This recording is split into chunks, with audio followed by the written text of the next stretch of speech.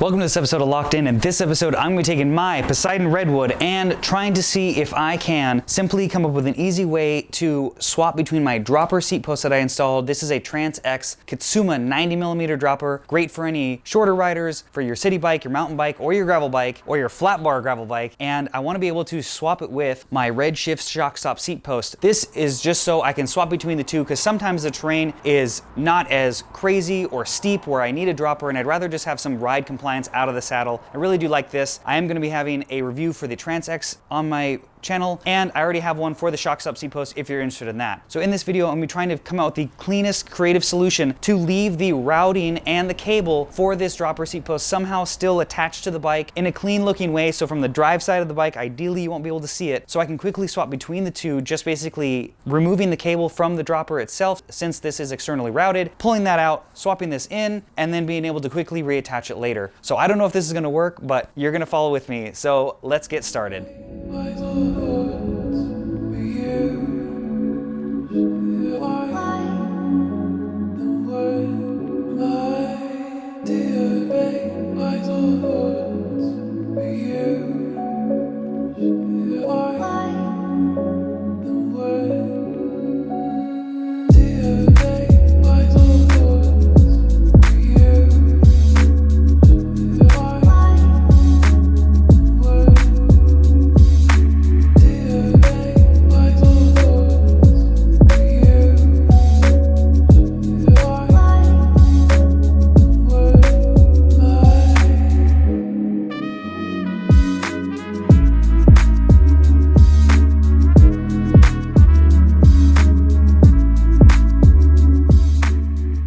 So I was able to come up with something. Now, as you can see, I did try a few different routing options, and I didn't like when I zip tied it to the seat tube because it would just kink the top of the cable. The other thing I didn't even think about until I took it apart is, obviously I don't want dirt or debris to get into the cable or cable housing, because that's going to make it not shift great later in the line when swapping it out. So fortunately for this frame design and this little triangle here, I basically just kind of routed it kind of like an old school disc brake along the rear chainstay, and it kind of just meets up and works very, very well. Is it the most beautiful, elegant solution? No, but I'm happy that it works so simply. I've already clear brawled this section of the bike, so the zip tie I'm not worrying about going through the paint. So what I did was simply just kind of reroute it that way. Then I covered it with Gorilla Tape, as you saw, to basically kind of just do something to enclose it. And then since I wrapped the bottom of it, I just basically did a quick zip tie on the bottom.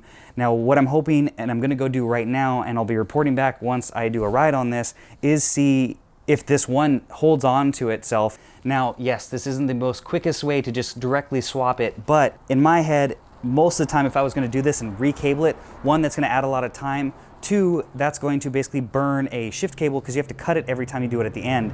Now mine is extremely long right now, so I'm able to cut it and then reuse it. But if yours isn't, and you don't want to go through the faff of having to reset up your lever and cable everything, this is, I think, just a super simple solution. Again, this is not the prettiest solution, but again, if you're using your bike in multiple functions and you might want to switch different seat posts out because you might not want the dropper, because it is a lot more rigid of a ride. So depending on what kind of setup you're doing, if you're doing a flat bar gravel bike or commuter, or you're doing something like my flat bar Pateron redwood, this is going to be a great option for you so that you can tailor the feel of the bike.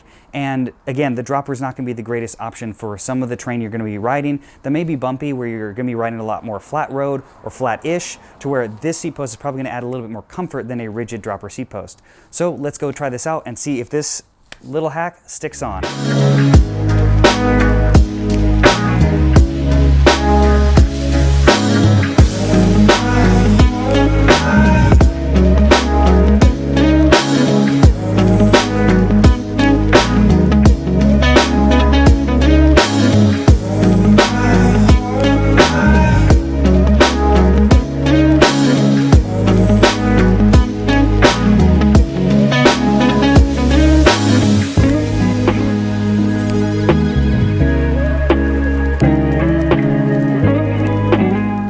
Worked out fine. The Gorilla Tape and the zip ties held everything together. No dirt had gotten into the cable housing or on the cable itself, so it was super clean. All I had to do was simply reattach it into the external actuator here, I think that's what you call it. I then initially loosened up the cable housing when removing it. So then I just had to basically simply tighten it up a few extra turns to get the tension on the cable just right. And then the actuator works just fine, works just like it was beforehand. And honestly, it took me a grand total of about 2 minutes to put this on. So this is gonna add a lot of functionality. And basically the only thing you're gonna have to be burning, is what I like to call it, is essentially a few zip ties and some Gorilla Tape every time you want to swap your seat post out. So that's going to open up the capability for anybody who's running a dropper post on their bike or is considering running it, especially on a gravel bike or anything else where you might want to change it up to a rigid setup that's lighter weight, or you might just not need it and you don't mind leaving the lever on your bar and have it cabled so that you can make that dual functionality for your bike. So I think this is a great setup. Is it perfect? No. Is it the most beautiful? No. But